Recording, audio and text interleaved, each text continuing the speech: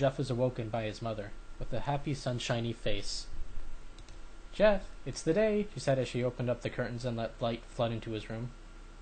"What? What's today?" asked Jeff as he stirs awake. "Why, it's Billy's party." He was now fully awake. "Mom, you're joking, right? You don't expect me to go to some kid's birthday after..." There was a long pause. "Jeff, we both know what happened. I think this party could be the thing that brightens up the past days. Now get dressed." Jeff's mother walked out of the room and downstairs to get herself ready. He fought himself to get up.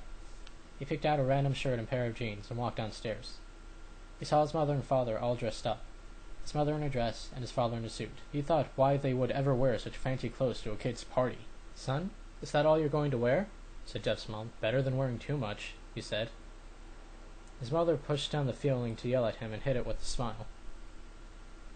"Now, Jeff, we may be overdressed, but this is how you go if you want to make an impression," said his father. Jeff grunted and went back into his room. "I don't have any fancy clothes," he yelled downstairs. "Just pick something," called his mother. He looked around in his closet for what he would call fancy. He found a pair of black dress pants he had for special occasions and an undershirt. He couldn't find a shirt to go with it, though. He looked around and found only striped and patterned shirts, none of which go with dress pants. Finally, he found a white hoodie to put on. "You're wearing that?" they both said. His mother looked at her watch. "Oh, no time to change. Let's just go," she said as she herded Jeff and his father out the door. They crossed the street over to Barbara and Billy's house.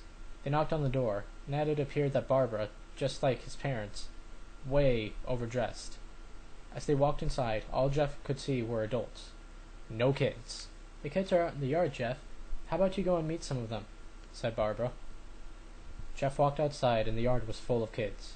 They were running around in weird cowboy costumes and shooting each other with plastic guns. Might as well be standing in a Toys R Us. Suddenly, a kid came up to him and handed him a toy gun and a hat. "Hey, wanna play?" he said. No, kid. I'm way too old for this stuff." The kid looked at him with that weird puppy dog face. "Please," the kid said. "Fine," said Jeff. He put on the hat and started to pretend to shoot at the kids. At first he thought it was totally ridiculous, but then he actually started to have fun. But it was the first time he had done something that took his mind off of Lou. So he played with the kids for a while, until he heard a noise. A weird rolling noise. Then it hit him. Randy, Troy, and Keith all jumped over the fence on their skateboards. Jeff dropped the fake gun and ripped off the hat. Randy looked at Jeff with a burning hatred. "Hello." "Jeff, is it?" he said. "We have some unfinished business." Jeff saw his bruised nose. "I think we're even. I beat the crap out of you, and you get my brother sent to JDC. Randy got an angry look in his eyes. "Oh no, I don't go for even. I go for winning. You may have kicked our asses that one day, but not today." As he said that, Randy rushed Jeff. They both fell to the ground. Randy punched Jeff in the nose, and Jeff grabbed him by his ears and headbutted him. Jeff pushed Randy off of him, and both rose to their feet. Kids were screaming and parents were running out of the house. Troy and Keith both pulled guns out of their pockets. "No one interrupts or guts will fly," they said. Randy pulled out a knife on Jeff and stabbed it into his shoulder. Jeff screamed and fell to his knees. Randy started kicking him in the face. After 3 kicks, Jeff grabbed his foot and twisted it, causing Randy to fall to the ground. Jeff stood up and walked towards the back door. Troy grabbed him. "Need some help?" He picks Jeff up by the back of the collar and throws him through the patio door. As Jeff tries to stand, he is kicked down to the ground. Randy repeatedly starts kicking Jeff until he starts coughing up blood. "Come on, Jeff, fight me!" He picks Jeff up and throws him into the kitchen. Randy sees a bottle of vodka on the counter and smashes the glass over Jeff's head. "Fight!" throws Jeff back into the living room. "Come on, Jeff, look at me!" Jeff glances up, his face riddled in blood. "I was the one who got your brother sent to JDC, and you're just going to sit here and let him rot in there for a whole year? You should be ashamed." Jeff starts to get up. "Oh, finally, you stand and fight!" Jeff is now to his feet, blood and vodka on his face. Once again, he gets that strange feeling, the one in which he hasn't had for a while. "Finally, he's up," says Randy as he runs at Jeff.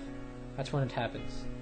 Something inside Jeff snaps, his psyche destroyed, all rational thinking gone. All he can do is kill. He grabs Randy and pile drives him into... He gets on top of him and punches him straight in the heart. The punch causes Randy's heart to stop. As Randy gasps for air, Jeff hammers down on him. Punch after punch, blood gushes from Randy's body, until he takes one final breath and dies. Everyone is looking at Jeff now. Parents, the crying kids, even Troy and Keith. Although they easily break from their gaze and point their guns at Jeff, Jeff sees the guns trained on him and runs for the stairs. As he runs, Troy and Keith let out fire on him, each shot missing. Jeff runs up the stairs. He hears Troy and Keith follow up behind. As they let out their final rounds of bullets, Jeff ducks into the bathroom. He grabs a towel rack and rips it off the wall. Troy and Keith race in, knives ready. Troy swings his knife at Jeff, who backs away and bangs the towel rack into Troy's face.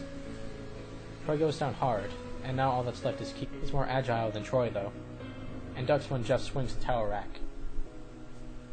He dropped the knife and grabbed Jeff by the neck. He pushes him into a wall. A thing of bleach fell down on the top of him from the top shelf. It burnt both of them, and they both started to scream. Jeff wiped his eyes as best he could. He pulled back the towel rack and swung it right into Keith's head. As he lay there, bleeding to death, he let out an ominous smile. "What's so funny?" asked Jeff. Keith pulled out a lighter and switched it on. "What's funny?" he said. "Is that you're covered in bleach and alcohol." Jeff's eyes widened as Keith threw the lighter at him. As soon as the flame made contact with him, the flames ignited the alcohol in the vodka. While the alcohol burned him, the bleach bleached his skin. Jeff let out a terrible scream as he caught fire.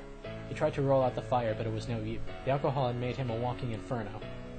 He ran down the hall and fell down the stairs. Everyone started to scream as they saw Jeff, now a man on fire, drop to the ground, nearly dead.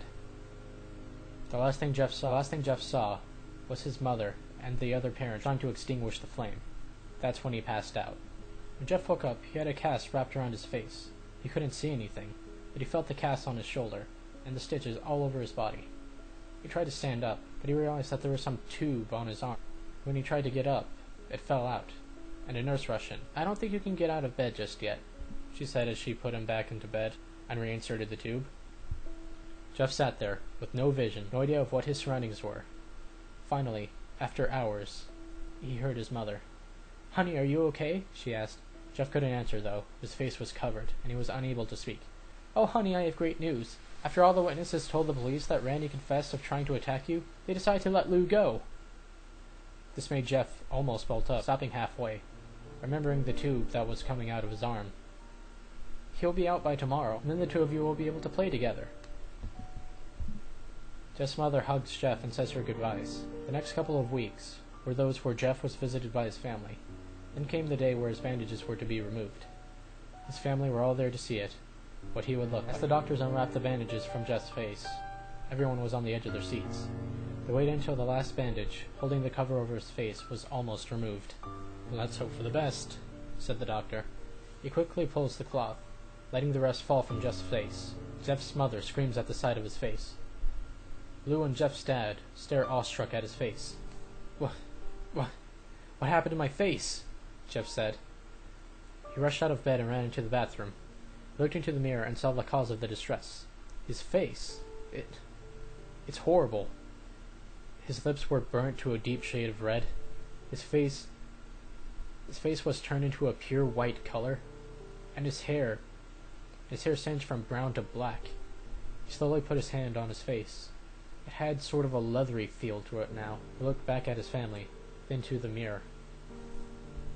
"Jeff," said Lou. "It's not that bad." "Not that bad?" said Jeff. "It's perfect." His family were equally surprised. Jeff started laughing uncontrollably. His parents noticed that his left eye and hand were twitching. Jeff, are you okay?" "Okay? I've never felt more happy." "Look at me. This face goes perfectly with me." He couldn't stop laughing. He stroked his face, feeling it, looking at it in the mirror. What caused this? Well, he may recall that when Jeff was fighting Randy, something in his mind, his sanity, snapped. Now he was laughed as a crazy killing machine. That is, his parents didn't know. "Doctor," said Jeff's mom, "is my son alright, in the head?"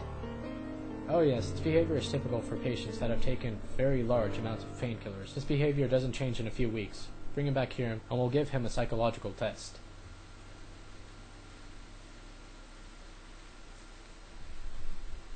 Oh, thank you, Doctor. Jeff's mother went over to Jeff. Jeff, sweetie, it's time to go. Jeff looks away from the mirror, his face still formed in a crazy smile. "'Kay, Mommy." His mother took him by the shoulder and took him to get his clothes. "This is what came in," said the lady at the desk. Jeff's mom looked down to see the black dress pants and a white hoodie her son wore. Now they were clean of blood and now stitched together. Jeff's mother led him to his room and made him put his clothes on. Then they left, not knowing that this was the final day of their life. Later that night, Jeff's mother woke to a sound coming from the bathroom. It sounded as if someone was crying. She slowly walked over to see what it was. When she looked into the bathroom, she saw a horrendous sight. Jeff had taken a knife and carved a smile into his cheeks. Jeff, what are you doing?" asked his mother. Jeff looked over to his mother. "I couldn't stop smiling, Mommy. It hurt after a while. Now I can smile forever." Jeff's mother noticed his eyes, ringed in black. "Jeff, your eyes!" His eyes were seemingly never closing. "I couldn't see my face. I got tired and my eyes started to close. I burnt out the eyelids so I could forever see myself. My new face." Jeff's mother slowly started to back away, seeing that her son was going insane. "What's wrong, Mommy? Aren't I beautiful?" "Yes, son," she said. Yes, you are. Let me go get Daddy so he can see your face." She ran into the room and shook Jeff's dad from his sleep. Honey, get the gun. She stopped as she saw Jeff in the doorway, holding a knife. "Mommy, you lied." That's the last thing they hear, as Jeff rushes them with a knife, gutting them both.